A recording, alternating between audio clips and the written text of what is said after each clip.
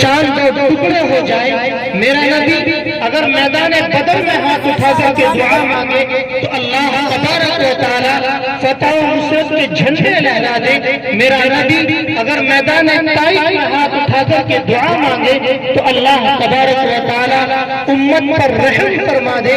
آپ کی ایک ایک صفت قابل تعریف ہے، آپ کا حسن و جمال بھی قابل تعریف، آپ کی شجاعت و بہادری بھی قابل تعریف، آپ کا زہد و تقوی بھی قابل تعریف۔ الغرض میں آپ کو کہاں تک بتاؤں اور کیا کیا گناؤں؟ اگر آپ تاریخ انسانی سے استفادہ کریں گے تو آپ کو خود معلوم ہو جائے گا کہ وہ کون تھا کہ جو خود بھوکا رہ کر دوسروں کو کھانا کھلاتا تھا، وہ کون تھا کہ جو گالیاں سن کر دعائیں دیتا تھا، وہ کون تھا کہ جو زخمی کھا کر خون برساتا تھا۔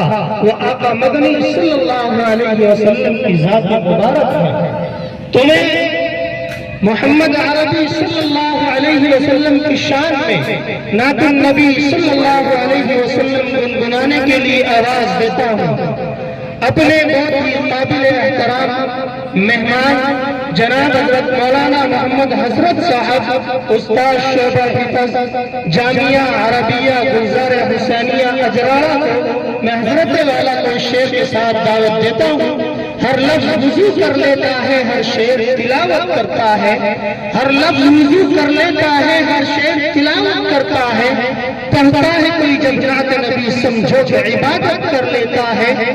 مجھے جھل مجھے صبا مجھے سحر لگتی ہے، مجھے جھل مجھے صبا مجھے سحر لگتی ہے، سر سے پا تک وہ سما ہے کہ نظر لگتی ہے، لمحے لمحے میں بسی ہے تیری آمد کی مہک، آج کا دن تو خوشبو کا سفر لگتا ہے۔